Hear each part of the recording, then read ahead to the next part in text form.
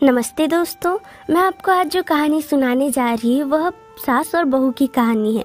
अंत में जो बहू ने किया वो सही था या गलत, आप कमेंट करके जरूर बताइएगा। बहू, तुझे नजर लग गई तो?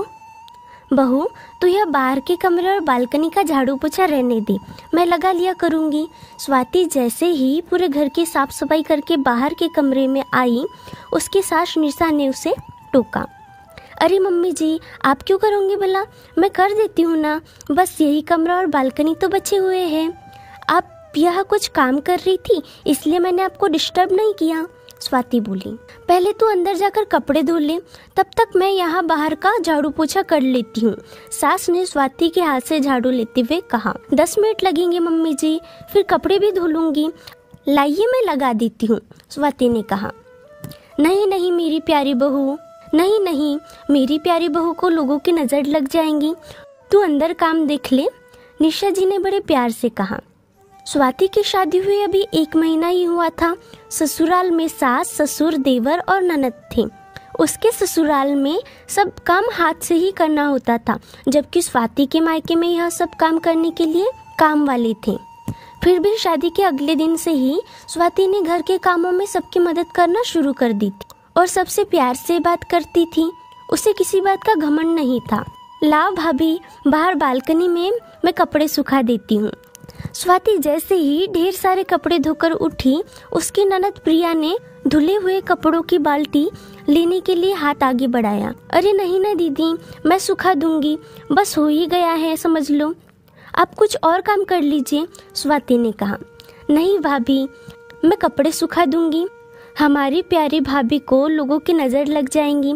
आपको कुछ काम करना ही है ना, तो ठीक है, आप बर्तन मांज लीजिए, प्रिया ने बड़े ही प्यार से कहा। अरे मेरी प्यारी दीदी, ऐसे किसी की नज़र लगती है क्या, एक एक काम तो पूरा कर लो। लाइए मैं सुखा देती हूँ, स्वाति ने आग्रह किया। भाभी, आप नई नई हो ना, इसलिए यहाँ के लोगों को नहीं जानती, सब बहुत जलते हैं, कहीं आपको नजर लग गई तो, और आपके पास कहाँ काम की कोई कमी है, प्रिया हंसते हुए बोली। पर दीदी, अपने पड़ोस में तो सब अपने ही रिश्तेदार रहते हैं ना, स्वाति ने आश्चर्य से कहा। भाभी, कहने को तो वो रिश्तेदार है, पर सब एक से बढ़कर एक ईर्ष्यालु है, तुम भी धीरे धीरे समझ जाऊंगी, प्रिया ने बड़ी धीमी आवाज में कहा।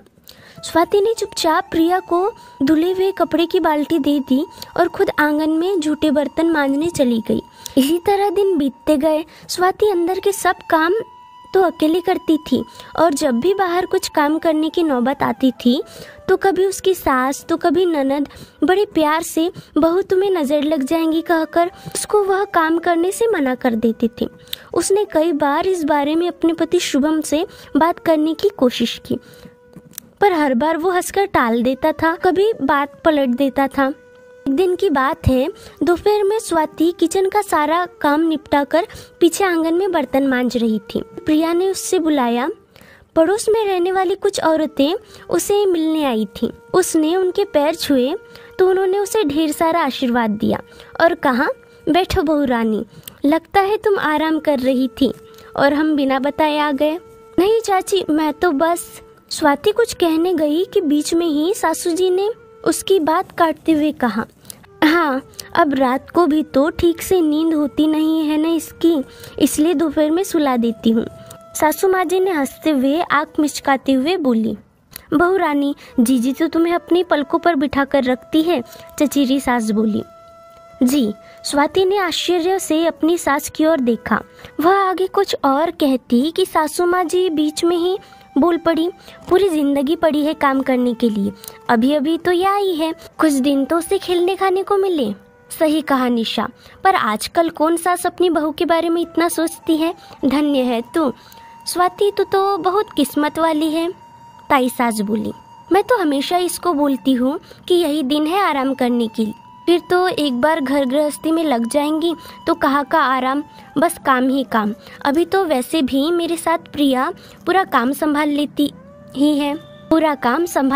ही है, निशा जी मुस्कुराते हुए बोली। यह सुनते ही स्वाति चुपचाप देखने लगी। वह कुछ कहती इससे पहले ही निशा जी फिर से बोल उठी, बेटा जाओ, अपने हाथ से बढ़िया सी चाय बना के लाओ, आपको अच्छा लगेगा कि बहू ने खुद उनके लिए चाय बनाई है। देख, चाय पत्ती और शक्कर के डिब्बे वही रखे हैं। प्रिया, भाभी की मदद कर दे। निशा जी ने ऐसा दिखाया कि स्वाति को किचन के बारे में कुछ पता ही नहीं है और ना स्वाति ने कभी चाय ही न बनाई हो। स्वाति को डर लगा, पर वह किसी को कहती भी तो क्या कहती। वह चुपचाप किचन में चाय बनाने लगी। तभी उसको आवाज़ सुनाई दी, जीजी, बहू को अभी से इतना सिर पर चढ़ाकर मत रखो, बाद में आपको ही तकलीफ होगी। यह आजकल की लड़कियां अपने मन से तो काम करेंगी ही नहीं छोटी, हम बहू का ध्यान रखेंगे तो वो भी हमारा आदर करेंगी, ताई जी ने समझाया। और भाभी जी, मैं तो रोज ऐसा ही देखती हूँ कि बहू के आने के बाद भी झाड़ू पोछा जीजी ही करती हैं। यहाँ तक कि कपड़े सुखाने का छोटा सा काम भी वह बहू नहीं करती। उनके घर के ठीक सामने रहती चचेरी सास बोली।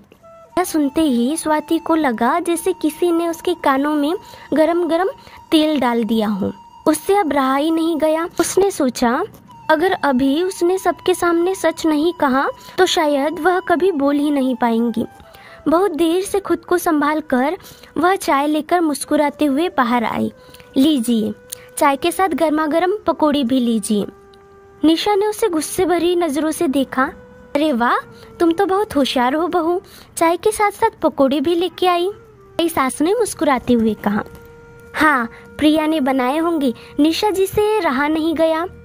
शुरू से ही डर था कि संपन्न घर से आई स्वाति सबकी चहेती न बन बैठे, और यही होने जा रहा था। नहीं मम्मी जी, मैंने ही बनाए हैं हमेशा की तरह। आपको मेरे हाथ के पकोड़े बहुत पसंद है ना?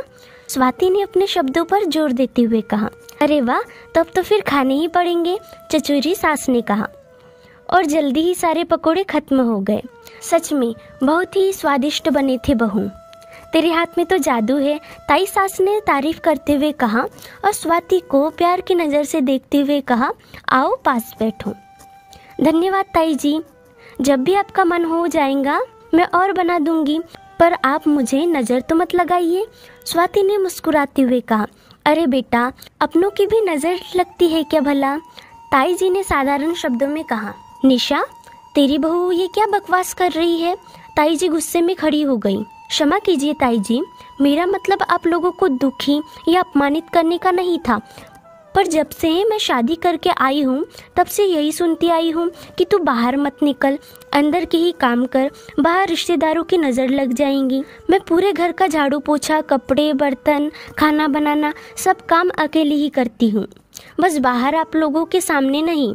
अब आप ही बताइए कि मैंने कुछ गलत कहा क्या? सुनकर सभी महिलाएं स्तब्ध रह गई और निशा जी ने सिर शर्म से झुका लिया।